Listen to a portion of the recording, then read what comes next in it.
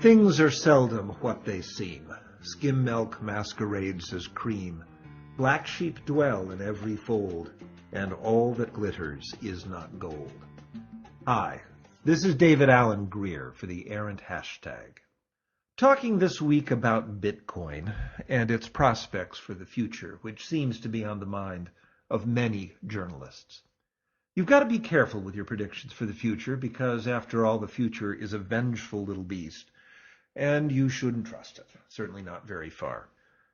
You look at your data, you make your predictions, you see the way things are going to be a year or even a decade from now, and at that moment the future will turn on you and show you something very, very different, and show you that everything you thought was true is not to be trusted. One of my students, Dylan, got exposed to that little bite of the future earlier this month. We were having one of those discussions about her new job, her new skills, her new home where she was living, and all of the things like that. And she admitted that she had become really interested in Bitcoin and felt that the technology was quite a game changer. In particular, she was really impressed with the blockchain, which is something like a ledger that strings transactions along, allows you to date when these transactions occurred, and prevents anyone from inserting an incorrect or fraudulent transaction in the middle of it. Well, her vision became fodder for the future when, just later that week, the Bitcoin exchange MtGox announced that there had been a drain on its assets. Apparently that blockchain is not as secure as Dylan thought, or at least the algorithm that implemented it.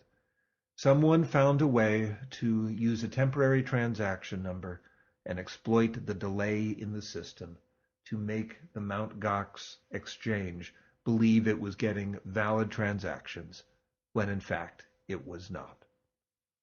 The problem of trust, of making sure that your system is trusted, is a problem that the founder or founders of Bitcoin, we really don't know who they are yet, were attempting to solve. And of course, what they were trying to do was to build an algorithm and a system that would eliminate what they called the problem of trust, the problem of having to rely on people and organizations to validate transactions. They argue that there are fundamental problems in what they call the trust model. They are trying to make a system in which they have transactions that are computationally impractical to reverse, so that these transactions would protect sellers, primarily, from fraud. On top of these transactions, they could implement simple escrow mechanisms to protect buyers.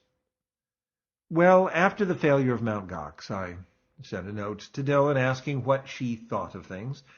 She dismissed my ideas that Bitcoin had failed with the kind of excuse that's commonly invoked by the Bitcoin defenders, that MtGox had improperly implemented the Bitcoin model.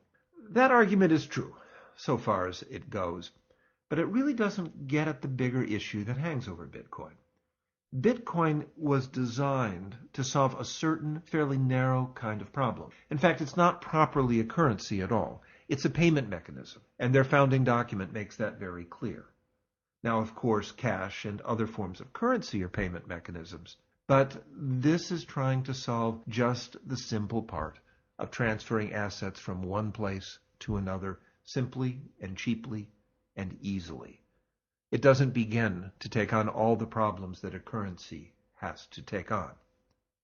Now, I should note that there are some defenders of Bitcoin who have tried to connect it to the writings of the economist F.W. Hayek, who has argued in his work, particularly in a 1970s book, that currencies were too important to be left in the hand of the nation state and should exist in an open market of currencies on their own. That market of currencies, untouched by nations, would eventually stabilize, provide methods of exchange that were immune from fraud or from inflation, which was one of the key issues of the 1970s. Bitcoin isn't yet attempting to solve all of those problems.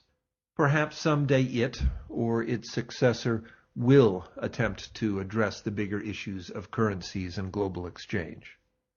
But for the moment, it's a payment mechanism.